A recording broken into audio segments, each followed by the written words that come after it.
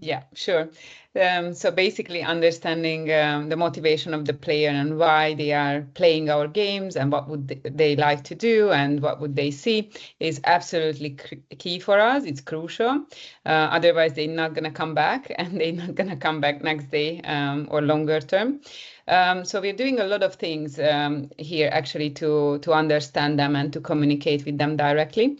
We have a lot of in-game surveys which we are sending out to get their feedback early. We also have a brilliant insights team who is actually working with the players with focused groups as well, and they are giving us a lot of market insights on trends and player expectations. And we also have a VIP customer support team who is working directly with our VIPs as well to get early feedback. Sometimes we are actually releasing just content just for this kind of segment very early to get them played, to get us feedback and to know whether we are in the right direction and should we even continue to work on that content, on that feature. In terms of examples, so we had quite a few players on one of the apps expressing that they would like to have a more durable progression, a more long-term progression in the app because they just don't really feel connected. So they like the game, they like the theme, but actually there is no longer-term excitement for them. So we took that into account very quickly because it was hurting our long-term retention. So we saw it on the numbers that actually they are dropping off. And we built a few features. So the trophy collection was one of them, which actually makes them really excited to come back and to be able to contribute more to the game. So they are getting different kind of trophies. And also we introduced the experience points, so the XP system. And then if you upgrade and if you're getting more experience and experience points in the game, you're getting different kind of rewards. So actually it's very motivating for them. And we saw an uplift on the D28 KPIs.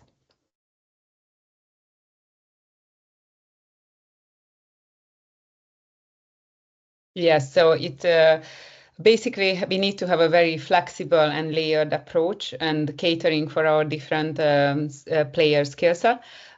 So we kind of dividing them in the beginning in 3 different groups, so beginner, intermediate, and advanced skill set.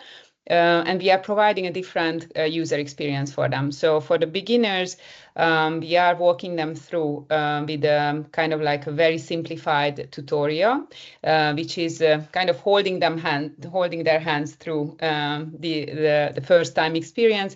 It's very interactive, so they need to click through and they kind of get it, like what's the app like and what kind of different areas they have and features and options to change. So that's very good for beginners. Intermediate, we are providing them kind of like a limited time offers and limited time missions as well and tournaments. So we saw that that's kind of engaging for them and they really like it. And for the advanced, so we are that's more high stake players who like to bet a bit more, to do more high stake tournaments as well. So we're providing that experience, and they are also part of our VIP events. In terms of so what we changed or what didn't work before. So we had actually a feature called the leagues, and it was a brilliant feature, but it was too difficult. So only kind of like one segment was playing with it, and kind of the majority was dropping out because they just didn't understand how to progress, what you need to do, how can you change different leagues and to upgrade. So what we did is we took this into account very, very quickly, changed it, very simplified it, kind of cut out half of the flow of it and did a new tutorial and got back the players, and it was very engaging afterwards, but we really need to simplify it.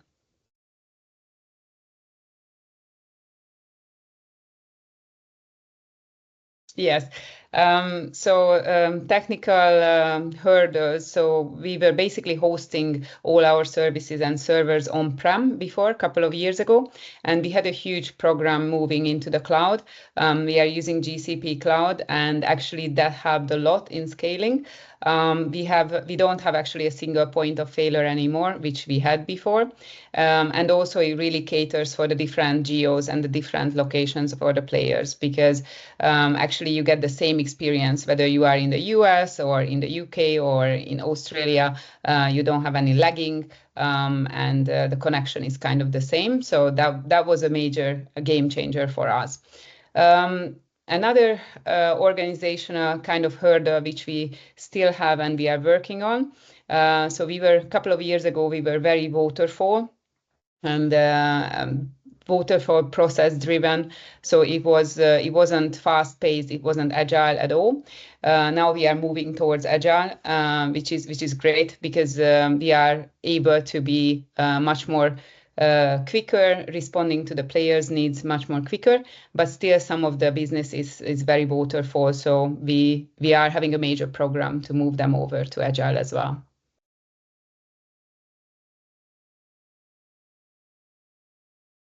Yeah, so obviously AI, everyone is talking about AI. It's coming. We are also exploring it really heavily. So first of all, in the software development lifecycle, we are integrating AI and in the day-to-day processes. So kind of to work smarter and not harder. That's the idea, and to get rid of the boring routine job, so we can focus more on the creatives. But also with AI, so we can personalize more and segment more as well. So we are looking into that to give that personalized experience to the player, so they can get, for example, a different lobby, a different theme. They can change their theme as well, how their lobby is looking, what kind of slots they can see in the game as well, based on their preference. And we are trying to segment deeper with AI as well, so kind of offering personalized offers and CRMs for the players. The other thing which we see as a trend is that the players would like to kind of customize even more themselves and directly designing in the app. So that's a market trend. It's coming. So we are looking. We don't have that available yet in the apps, but we are looking into it. How actually the player could draw their rooms, or maybe draw or design their slot games, or their missions, anything like that.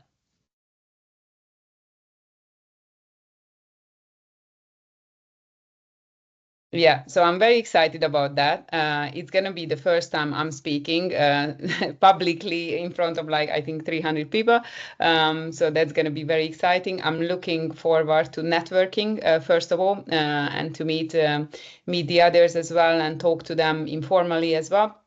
But in terms of kind of what I would like to see is how the other studios are integrating AI and Gen AI, and kind of learn more about this personalization, how we can utilize that, and also how we can scale even more, what are the trends, and how we can cross-pollinate content from one platform to the other. So that's very important and valuable for me.